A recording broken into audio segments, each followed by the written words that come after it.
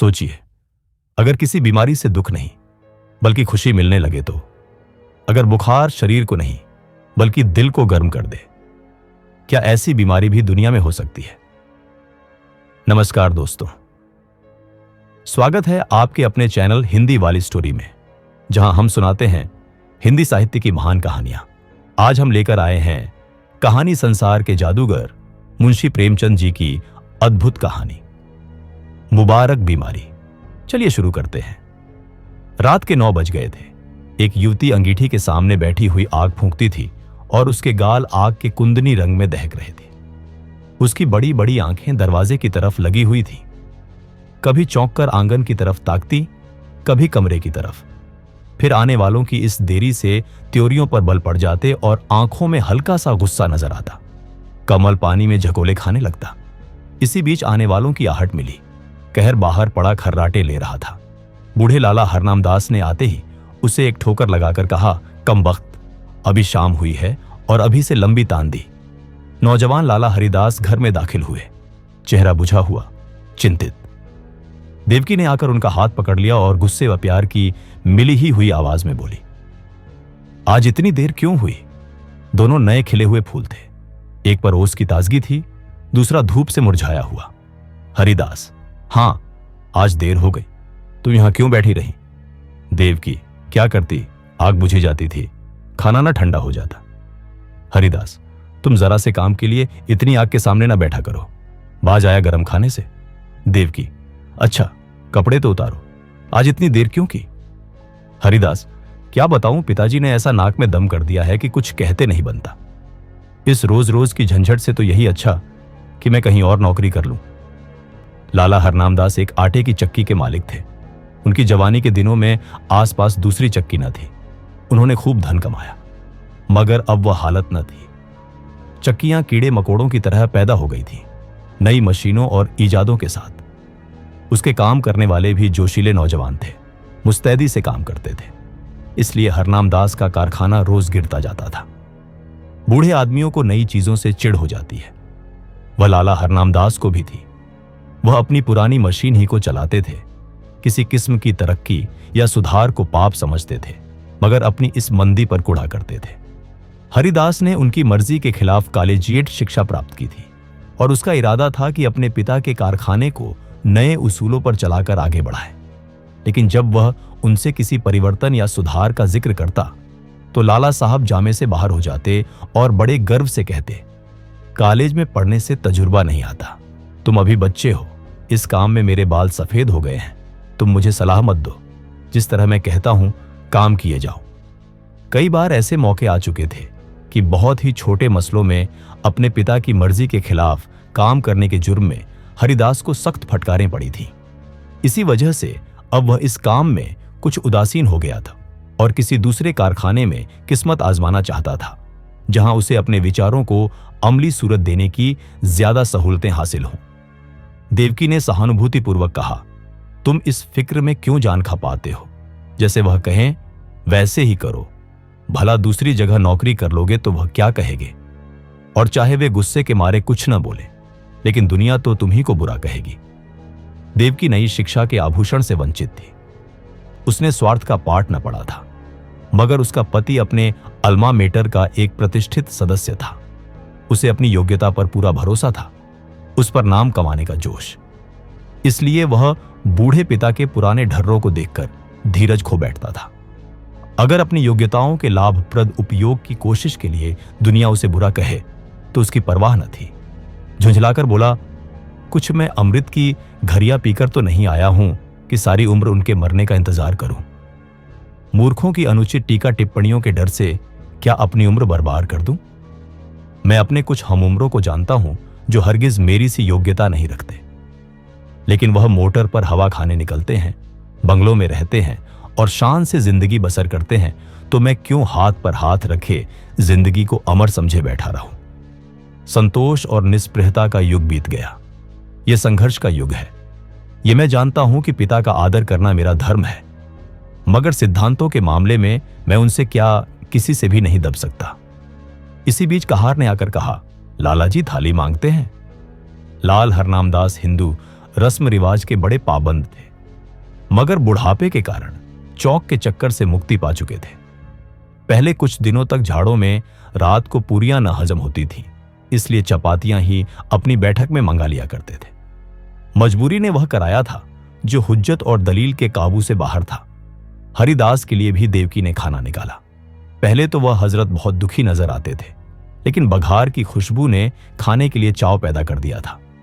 अक्सर हम अपनी आंख और नाक से हाजमे का काम लिया करते हैं। लाला हरनामदास रात को भले चंगे सोए, लेकिन अपने बेटे की गुस्ताखियां और कुछ अपने कारोबार की सुस्ती और मंदी उनकी आत्मा के लिए भयानक कष्ट का कारण हो गई।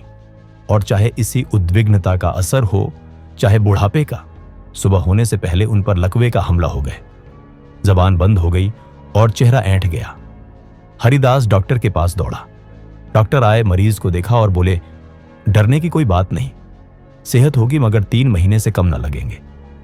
चिंताओं के कारण यह हमला हुआ है, इसलिए कोशिश करनी चाहिए कि वह आराम से सोए, परेशान न हो और जबान खुल जाने पर भी जहां तक मुमकिन हो बोलने से बचे।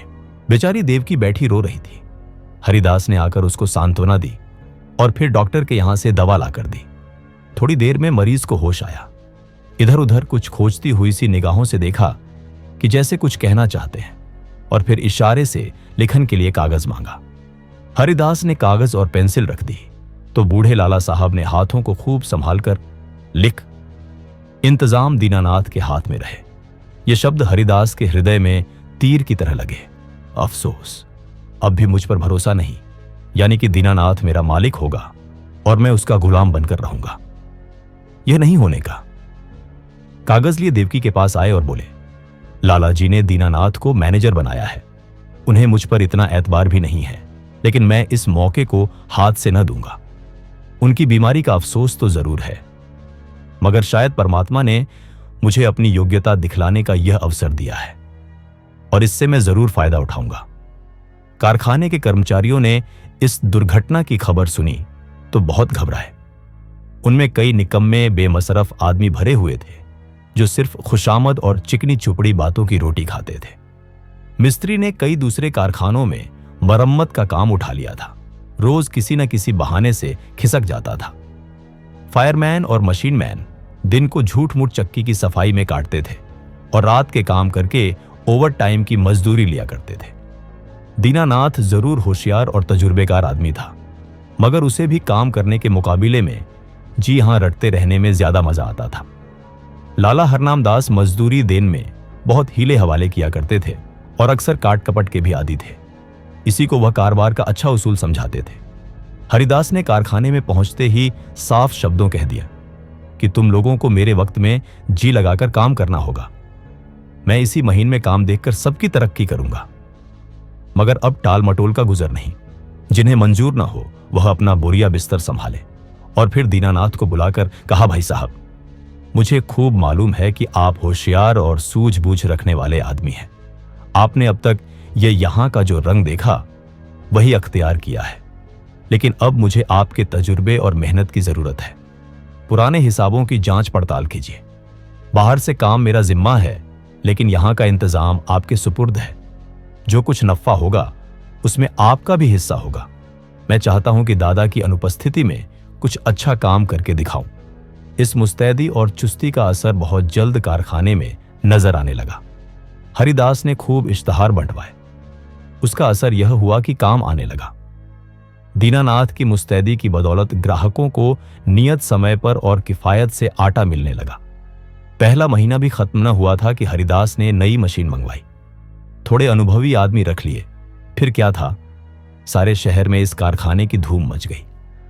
हरिदास ग्राहकों से इतनी अच्छी तरह से पेश आता कि जो एक बार उससे मुआमला करता वह हमेशा के लिए उसका खरीदार बन जाता। कर्मचारियों के साथ उसका सिद्धांत था, काम सख्त और मजदूरी ठीक। उसके ऊंचे व्यक्तित्व का भी स्पष्ट प्रभाव दिखाई पड़ा। करीब करीब सभी कारखानों का रंग फीका पड़ गया। उसने बहुत ही कम नफे पर ठेले ले लिए। मशीन को दम मारने की मोहलत न थी। रात और दिन काम होता था। तीसरा महीना खत्म होते होते उस कारखाने की शक्ल ही बदल गई। हाथे में घुसते ही ठेले और गाड़ियों की भीड़ नजर आती थी। कारखाने में बड़ी चहल पहल थी। हर आदमी अपने अपने काम में लगा हुआ।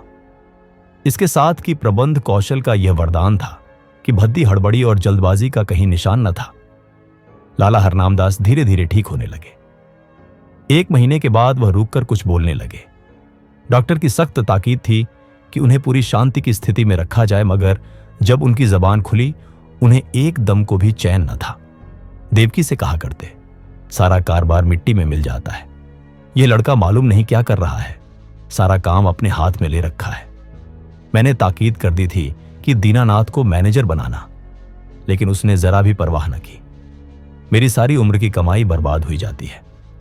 देवकी उनको सांत्वना देती कि आप इन बातों की आशंका न करें, कारोबार बहुत खूबी से चल रहा है और खूब नफा हो रहा है। पर वह भी इस मामले में तूल देते हुए डरती थी कि कहीं लखौए का फिर हमला न हो जाए। हां कहकर टालना चाहती थी। हरिदास ज्यों ही घर में आता, लाला जी उस पर सवालों की बौछार कर देते, और जब वह टालकर कोई दूसरा जिक्र छेड़ देता तो बिगड़ जाते और कहते, जालिम, तू जीते जी मेरे गले पर छुरी फेर रहा है, मेरी पूंजी उड़ा रहा है। तुझे क्या मालूम कि मैंने एक एक कौड़ी किस मशक्कत से जमा की है। तूने दिल में ठान ली है कि इस बुढ़ापे में मुझे गली गली ठोकर खिलाए, मुझे कौड़ी कौड़ी का मुहतात बनाए। हरिदास फटकार का कोई जवाब न देता, क्योंकि बात से बात बढ़ती है। उसकी चुप्पी से लाला साहब को यकीन हो जाता कि कारखाना तबाह हो गया। एक रोज देवकी ने हरिदास से कहा, अभी कितने दिन और इन बातों का लालाजी से छिपाओगे? हरिदास ने जवाब दिया, मैं तो चाहता हूं कि नई मशीन का रुपया अदा हो जाए तो उन्हें ले जाकर सब कुछ दिखा दूं। तब तक डॉक्टर साहब की हिदायत के अनुसार 3 महीने पूरे भी हो जाएंगे। देवकी, लेकिन इस छिपाने से क्या फायदा जब वे 8 पहर इसी की रट लगाए रहते हैं। इससे तो चिंता और बढ़ती ही है, कम नहीं होती। असर से तो यही अच्छा है कि उनसे सब कुछ कह दिया जाए। हरिदास, मेरे कहने का तो उन्हें यकीन आ चुका। हां, दीनानाथ कहें तो शायद यकीन हो। देवकी, अच्छा तो कल दीनानाथ को यहां भेज दो। लालाजी उसे देखते ही खुद बुला लेंगे। तुम्हें इस रोज रोज की डांट फटकर से तो छुट्टी मिल जाएगी। हरिदास, अब मुझे इन फटकारों का जरा भी दुख नहीं होता। मेरी मेहनत और योग्यता का नतीजा आंखों के सामने मौजूद है। जब मैंने कारखाना आने हाथ में लिया था, आमदनी और खर्च का मीजान मुश्किल से बैठता था। आज 5 से का नफा है। तीसरा महीना खत्म होने वाला है और मैं मशीन की आधी कीमत अदा कर चुका। शायद अगले महीने 2 महीने में पूरी कीमत अदा हो जाएगी। उस वक्त से कारखाने का खर्च तिगुने से ज्यादा है, लेकिन आमदनी पंचगुनी हो गई है। हजरत देखेंगे तो आंखें खुल जाएंगी। कहां हाथे में उल्लू बोलते थे। एक मेज पर बैठे आप ऊंघा करते थे, एक पर दीनानाथ कान कुरेदा करता था। मिस्त्री और फायरमैन ताश खेलते थे। बस 2-4 घंटे चक्की चल जाती थी। अब दम मारने की फुर्सत नहीं है। सारी जिंदगी में जो कुछ न कर सके वह मैंने 3 महीने में करके दिखा दिया। इसी तजुर्बे और कार्रवाई पर आपको इतना घमंड था। जितना काम वह 1 महीने में करते थे उतना मैं रोज कर डालता हूं। देवकी ने भर्त्सनापुर नेत्रों से देखकर कहा, अपने मुंह मियां मिट्ठू बनना कोई तुमसे सीख ले। जिस तरह मां अपने बेटे को हमेशा दुबला ही समझती है, उसी तरह बाप बेटे को हमेशा नादान समझा करता है। यह उनकी ममता है, बुरा मानने की बात नहीं है। हरिदास ने लज्जित होकर सर झुका लिया। दूसरे रोज दीनानाथ उनको देखने के बहाने से लाला हरनामदास की सेवा में उपस्थित हुआ। लालाजी उसे देखते ही तकिए के सहारे उठ बैठे और पागलों की तरह बेचैन होकर पूछा, क्यों? कारोबार सब तबाह हो गया कि अभी कुछ कसर बाकी है? तुम लोगों ने मुझे मुर्दा समझ लिया है। कभी बात तक न पूछी। कम से कम मुझे ऐसी उम्मीद न थी। बहू ने मेरी तीमारदारी न की होती तो मर ही गया होता। दीनानाथ, आपका कुशल मंगल रोज बाबू साहब से पूछ लिया करता था। आपने मेरे साथ जो नेकियां की हैं उन्हें मैं भूल नहीं सकता।